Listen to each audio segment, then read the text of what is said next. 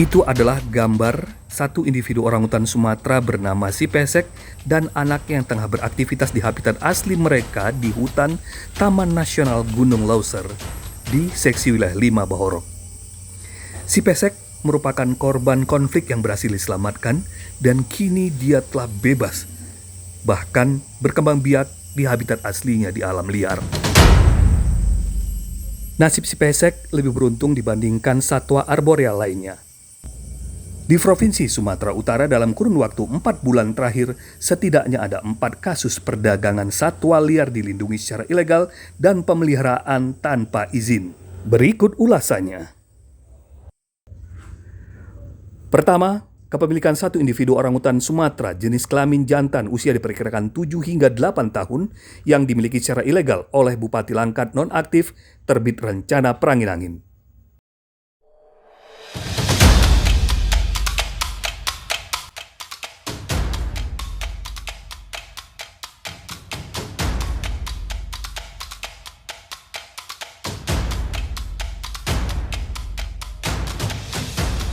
Balai Gakum KLHK wilayah Sumatera berkolaborasi dengan Polda Sumatera Utara akhirnya menetapkan sang bupati sebagai tersangka karena kepemilikan satwa liar dilindungi secara ilegal.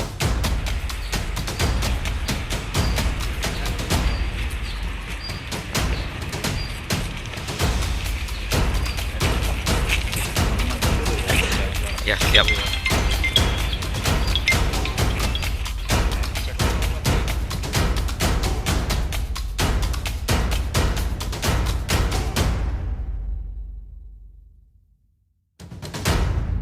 Kedua, pemeliharaan secara ilegal satu individu orangutan Sumatera oleh warga Bogor, Jawa Barat.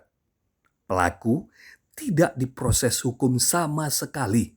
Satwa ini pun dibawa ke Pusat Rehabilitasi Orangutan di Batu Melin, Sibolangit, Kabupaten Deli Serdang, Sumatera Utara.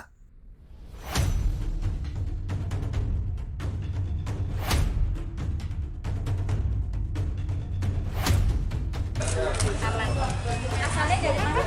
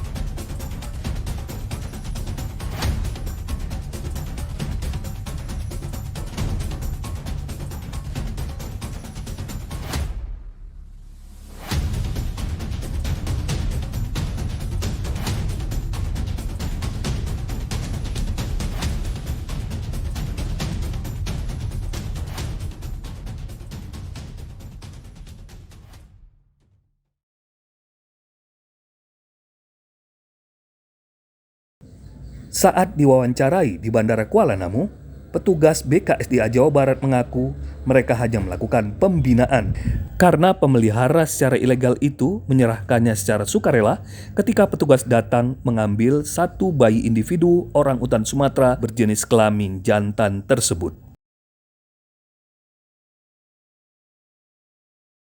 Berapa lama dipeliharanya kami kurang tahu, tetapi yang kami tahu ketika kami mendapatkan laporan ada pemeliharaan, kami langsung menuju ke tempat yang dituju dan masyarakat tersebut bersedia menyerahkan untuk nanti selanjutnya direhabilitasi.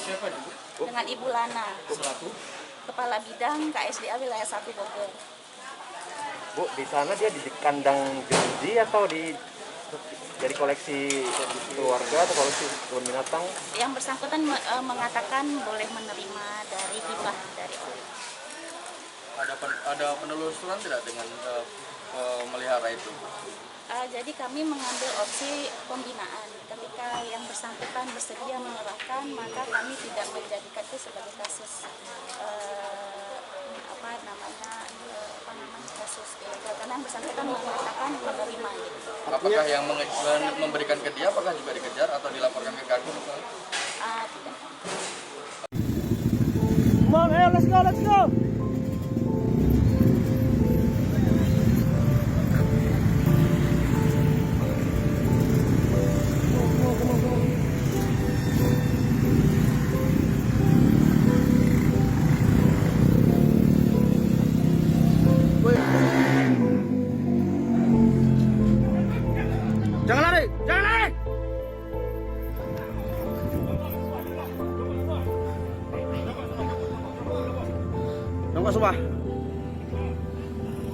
Video tadi adalah operasi tangkap tangan yang dilakukan oleh Polres Binjai terhadap jaringan perdagangan satwa liar dilindungi kelompok Edi Alam Syah Putra yang diamankan dari sebuah lokasi di Terminal Binjai.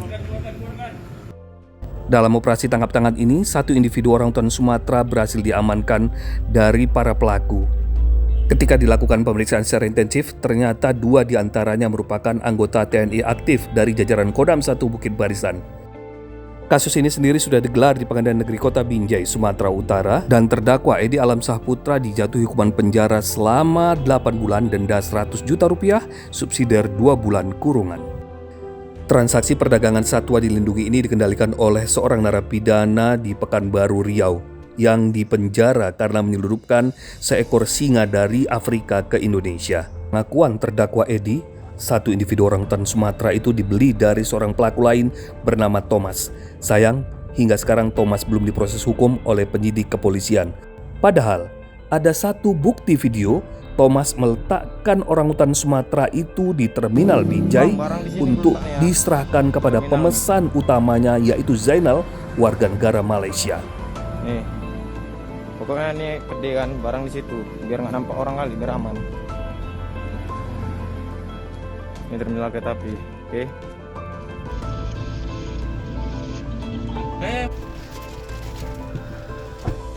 Aksi Thomas memperdagangkan orangutan Sumatera terhenti pada akhir bulan April 2022 lalu. Aparat kepolisian dari Polda Sumatera Utara menangkapnya dalam operasi tangkap tangan ketika akan memperdagangkan satu bayi orangutan Sumatera kepada petugas yang menyamar.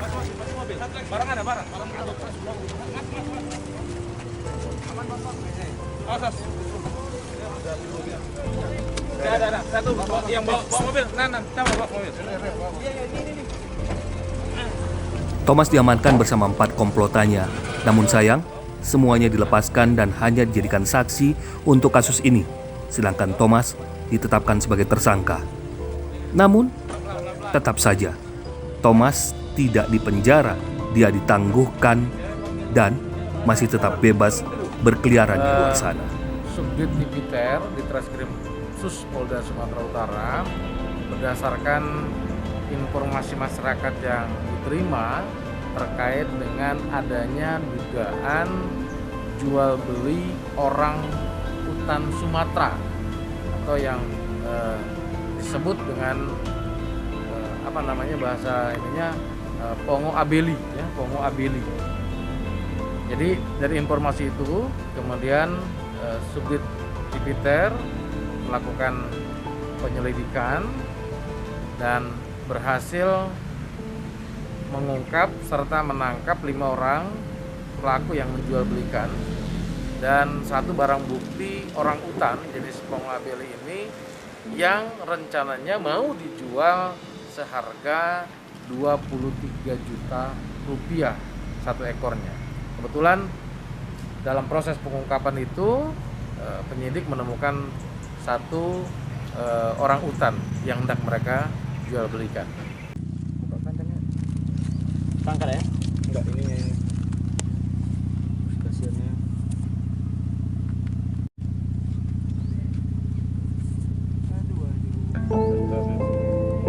Betapa menyedihkannya nasib satu individu bayi orangutan Sumatera ini. Dia harus dipisahkan dari induknya dan diperdagangkan secara ilegal.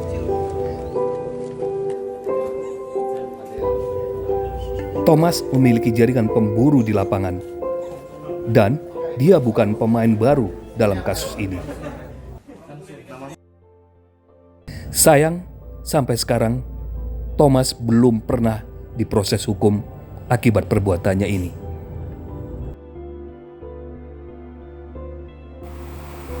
Ini Bang, Otan tanggal 25 Januari 2022.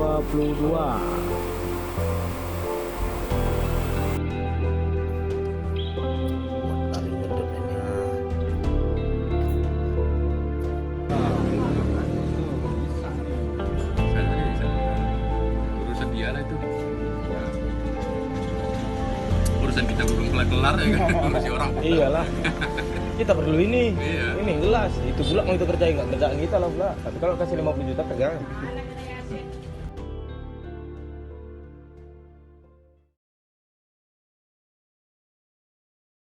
Empat individu orangutan Sumatera yang disita baik hasil dari perdagangan secara ilegal maupun pemeliharaan tanpa izin ini dititipkan di Pusat Rehabilitasi Orangutan di Batu Belin, Sibolangit, Kabupaten Deli Serdang, Sumatera Utara. Ada yang terlupakan dan terabaikan oleh berbagai pihak, terutama Kementerian Lingkungan Hidup dan Kehutanan. Ketika satwa-satwa ini berada di pusat rehabilitasi dan karantina, maka biaya perawatannya mulai dari pakan, pemeriksaan kesehatan, dan proses-proses pengembalian sifat liarnya membutuhkan biaya yang cukup tinggi. Tahukah kita bahwa angkanya cukup fantastik? Dan semua itu ditanggung serta dibebankan terhadap negara. Forum Investigator Zoo Indonesia melakukan perhitungan. Setidaknya untuk satu individu orangutan Sumatera membutuhkan biaya sebesar 20 juta rupiah per tahun.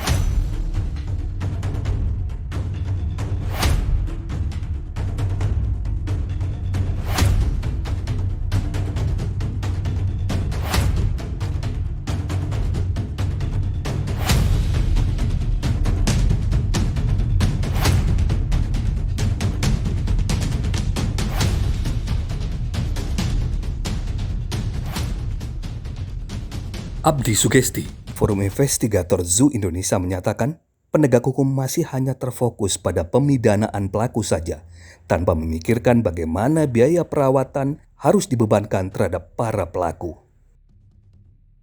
BKSDA Sumut selaku muara terakhir perawatan satwa harusnya bisa melakukan gugatan hukum secara perdata untuk menuntut agar pelaku bisa membayar biaya perawatan hingga akhirnya dilepas liar kembali ke habitat asli di alam. Bukan yang terjadi seperti selama ini, hanya menyerahkan kepada Gakum dan menjadi penonton. Sebab itu merupakan perbuatan yang tak elok.